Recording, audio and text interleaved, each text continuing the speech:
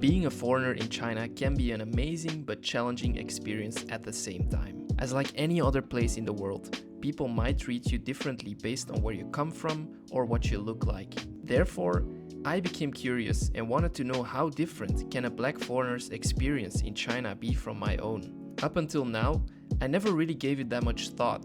So I figured this would be an interesting video topic to film, which is why I invited my friend Clarence to join us and give us some insights about his personal experience. Why did you decide to come to China? I decided to come to China because of two reasons. Before I came to China, I thought China was good. But when I came here, I was like, yo, Chengdu is extremely developed. Have you experienced any racism up until now? Sometimes you're in the metro system and people actually stand up and move away from you because they see you're a different color. Of course, there are negative perceptions on social media everywhere where people will say these things about black people and people can believe that, you know? Overall, would you say like the positive outweigh the negatives? Look at those veggies and meats. The noodles are like golden. Hello， 大家好，我是路易吉，今天又来录一集。Hello guys, my name is Clarence Muhoro. I am Kenyan, I'm from Africa, and I'm here in China studying Masters in Finance. 今天我们来看一下，作为黑人外国人在中国到底是什么体验。但是呢，朋友们，在我们开始这期视频之前，我想为你们先按一下赞和关注一下，我们一起走吧。So Luigi, what's the plan today, bro? I want to take you to a very authentic Guizhou milk tea shop you probably never tried before. Then after that, we will continue our questions. In the end, I want to take you to a very authentic local Chengdu restaurant, which I haven't tried myself before. Nice. Actually, I'm excited for that, and I'm looking forward to you guys enjoying our fun day. So Clarence, while we're waiting for our taxi, I wanted to ask you a question already. Why did you decide to come to China? I decided to come to China because of two reasons. One, because I had the desire to travel abroad and study as an exchange student and actually learn and view the world and travel the world. And number two is because I actually admire China. I love their growth, their development over the last decades. And I was actually curious to see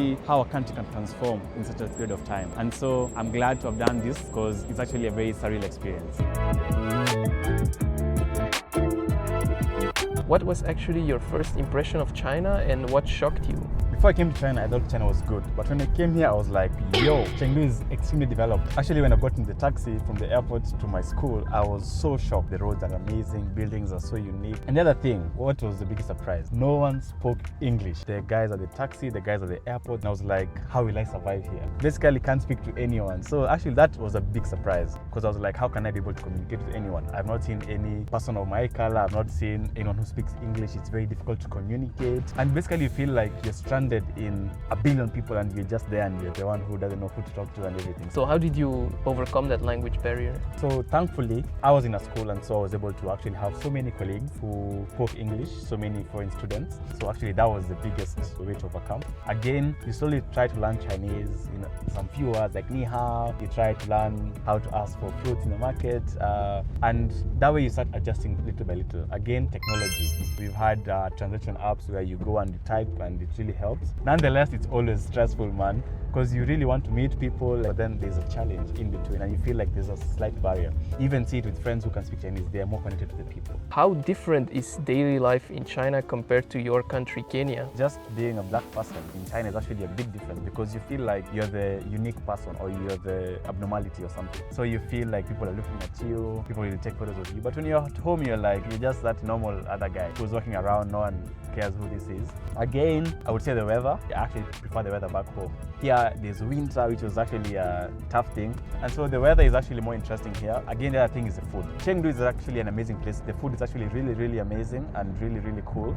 It's full of spices. And actually, I love the food here. But again, home, east or west, home is best. I actually miss the food at home because at home you have more traditional options. Prices of fruits are actually more expensive here than back home. Those are some of the differences. The thing that actually shocks me to this day is the metro system. Like you can actually move from one end of the city to the other through underground train networks that are efficient, that are on time, there is no issues. And so that's actually amazing because I've suffered from traffic issues, petrol prices, and so I feel here the efficiency of the metro system is actually a blessing, very affordable. Another thing I actually really love about Chengdu is the system design. We actually have a 100-kilometer cycle path across the city. Like how cool is that?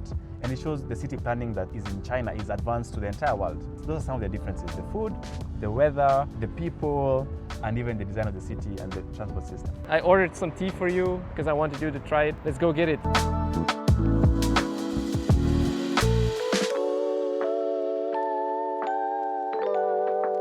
Clarence, I ordered pu'er tea.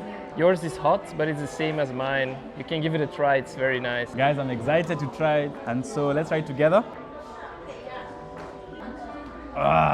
It's amazing. Actually, I like the flavor. I feel like it's very unique. It actually has a taste similar to Kenyan tea. I love it, guys. I'm happy you like it. Thanks, bro. Sheshe, wadapengyo. Okay, Clarence, now back to our question part. Did you actually face a lot of challenges while being here in China, and have you experienced any racism up until now? That's a very good question. Truly, I've not experienced so many challenges. It's been more of a smooth ride. But of course, once a while you get through challenges, you miss your family, you have issues with communication, you don't know where to go at times. But I also feel like in terms of racism, which is a very spicy topic, it's been very minimal, but it's been there. For example, sometimes you're under the metro system and people actually stand up and move away from you because they see you're a different color. It's very weird. Actually, the second month I came here, it actually bothered me a bit. And I felt like, oh my God, people were avoiding me for the first time. But then it's very minimal because on the other side of it all, there's so many people who love us. And I've been invited to people's homes. People have been very kind to me. I actually feel very loved here. And so I would say it's been very, very minimal. And the positive side of it is actually much, much better because people actually love you. They want to take photos with you. I remember people say, you're very handsome. Can you come and do a video with us? And so that's the positive side because I think they really embrace our culture and they really love how we look. And it's something to be proud about. So that's been my experience with color, with challenges, with racism here. Overall, would you say like the positive outweigh the negatives, or do you feel like sometimes those kind of moments like the metro like really bother you? The positive is so much more. And again, if you look at it, they've not done anything wrong to me. They just don't feel comfortable being close to me, and that's okay. They've not hit me, they've not insulted me, they've not taken anything from me. So basically, it's not really racist, but you actually feel like you don't maybe belong. And it's actually, people really love us here and you feel very welcome. And the positive experience is actually so much. I can walk freely, I can buy whatever I want, I can eat wherever I want, I can have friends, I can move everywhere. So really, it's just something that made me feel a certain kind of way. Yeah. And maybe it's because they feel like I'm different. Actually, after some point, I was like, actually, this is good because I get to have some extra space in the metro. Because now guys are moving away, so it's okay. What kind of image do you think Chinese people have towards black foreigners in general? That's actually a very good question. And actually what I've come to realize by interacting with people is that they don't really know us much more. For example, people when they ask me questions, they are like, how is the safari? They think it's only safari. And I feel like us Africans need to market our world better because I always show them videos of our parks, of our developments, our cities, our technologies. And they're like, okay, now I'm actually curious to come and visit you guys. And so I really realized that it's actually a marketing issue where we Africans should show our culture,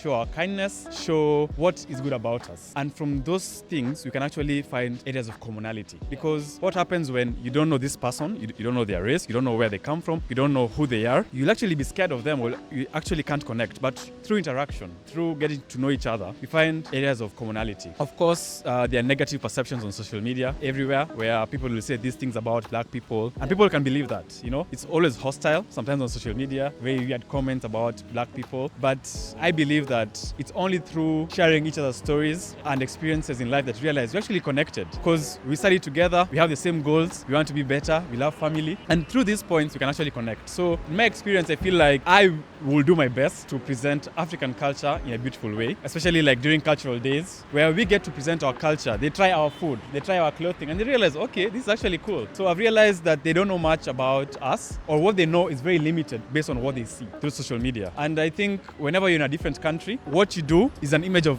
everyone. So for example, like if you're a white person, like Luigi comes to my country and he does something that is negative, people will associate your country to that negative thing. It's not easy because now here you're an ambassador of your people. And I feel like by just getting to be the best you can be, we can actually change your perspective slowly by slowly. I think it's been very interesting to hear your opinion, and I hope if there's any people like black foreigners watching this video, I hope you got some more information of what it's like to be a black foreigner here. Of course, your experience is always going to be different from my friend Clarence here or any other foreigner, but I hope it can bring you some insights in what it's like and some of the challenges that you might face when you come here. I agree.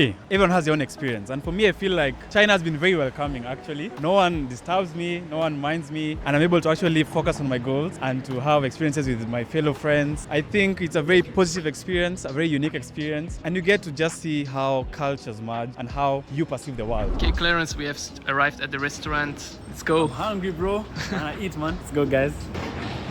So this is actually a very cheap local Michelin guide restaurant that I found online. I got you some very authentic dishes here. This is 牛肉面. Then here we have 红沙冰豆花 and 炸酱面. I want you to try all of them and tell me what you think of it. Us black people love eating, and so this is actually my favorite part of the video because I get to eat and enjoy food.